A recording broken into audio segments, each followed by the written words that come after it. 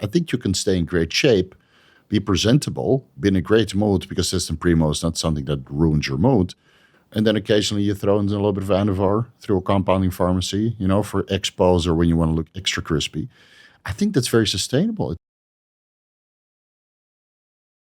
Like, an hour of cardio plus training, like for a guy my size, it made me feel like I was literally like dying. Because I know that some people, like 2,100 calories, like that's still a good amount, but like you don't know what that feels like for somebody my size with like 50 grams of carbs and mostly protein. You're just like, you're dead. You just feel like, yeah, you feel like a zombie. You feel like a zombie.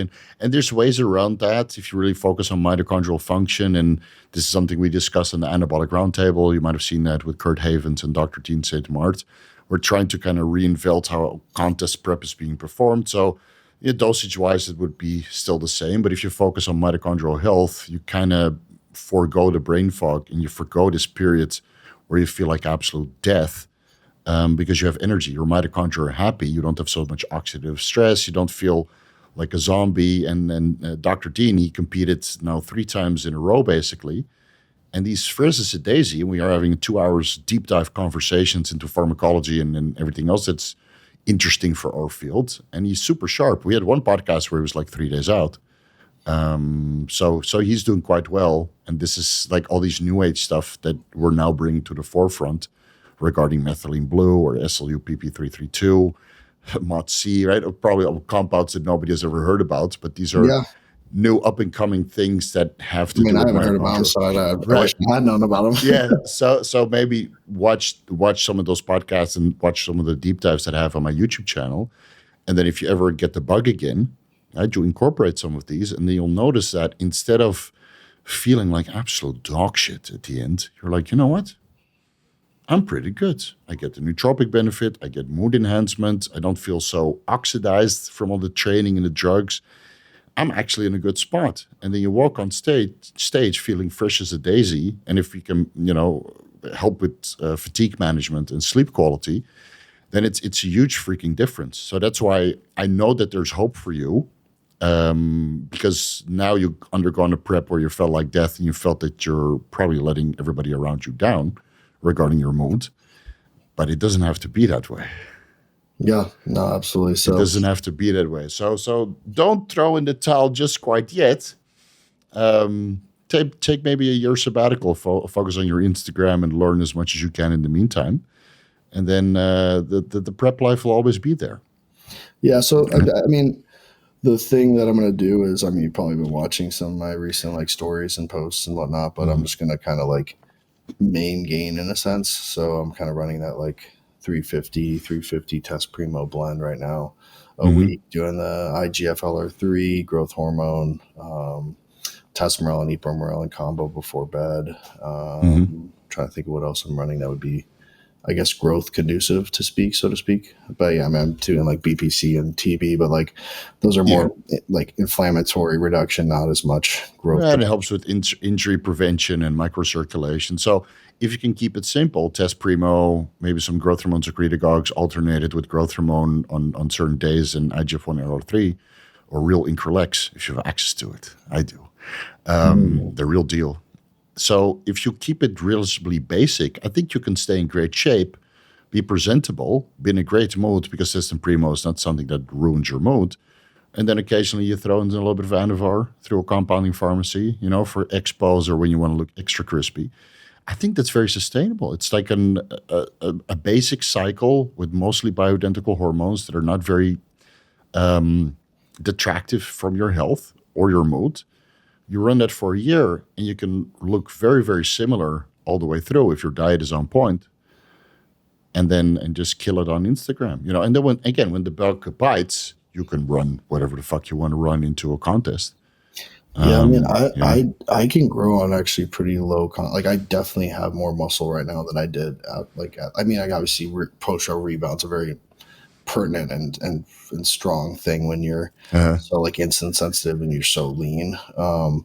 But that being said, I can grow on just because of my training. If you ever see me train, it's a little bit animalistic in the sense of what I put myself through, and within reason. I'm not clang and bang heavy weights. It's more of like people, like when most people quit, I'll do like with like slow tempo and it burns really bad. I'll do like 8 more, and then I'll do like 12 partial reps at the end. Like Yeah. So that's you focus a lot on time under tension, and so that that's really, what I've yeah, noticed is like really exploded my physique is just like the intensity focus over the progressive overload focus in terms of like yeah, I'm progressively overloading in one capacity because I'm pushing progressive failure using more right. tempo, more range of motion, partials, instead of being like, oh, I did 10 reps for 315. Now I'm going to do 10 reps for 322. Like Mhm. that's one way to progress. But I feel like, intensity techniques are also a very, very good way to Yeah, progress for physique, especially from a hypertrophic perspective instead of, let's say, strength perspective, because as we know, those are different CNS modalities where one, you could be very, very strong and not look it, or say, let's say Vitali, or you hmm could be, pretty freaking huge and have a pretty low max, big three. yeah. Because first of all, You you're know, not training them in that capacity, but you're also, yeah, so there is going to be crossover. It's not like bucket A, bucket B.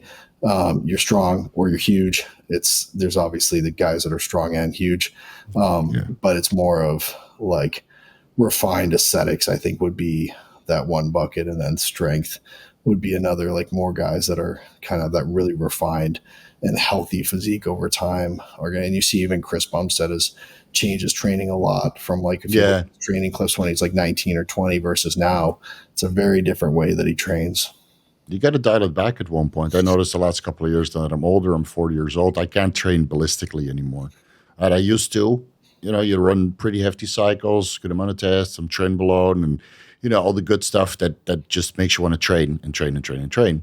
But you start accumulating micro injuries. Oh, you tear something properly, and then you get a setback. So what I noticed the last couple of years is, as long as I slow the tempo down, pause in the hole, right? Do 1 or 2 second positive, 4 second negatives, and you really focus on sets that last maybe 45 seconds to a minute, maybe even longer.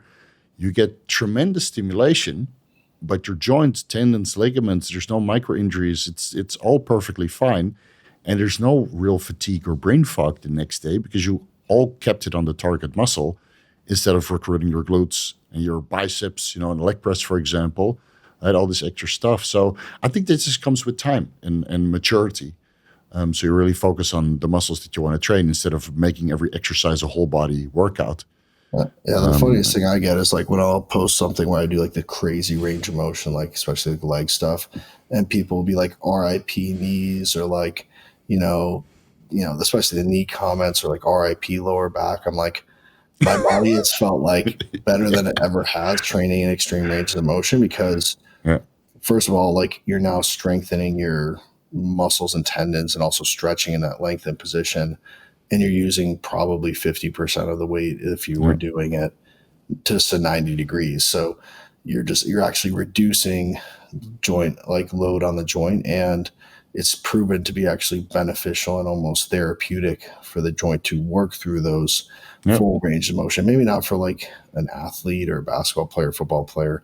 There's a lot of like, performance, thoughts process on that. I personally think if I could get my hands on like a football player and train them in full ROM, I think it would be only beneficial for them, in Yeah. terms of, how their body performs. If you're training those muscle in that shortened position, the sarcomeres are also going to shorten in response to that shortened training. It's just like, so your muscle is going to be almost formed like that.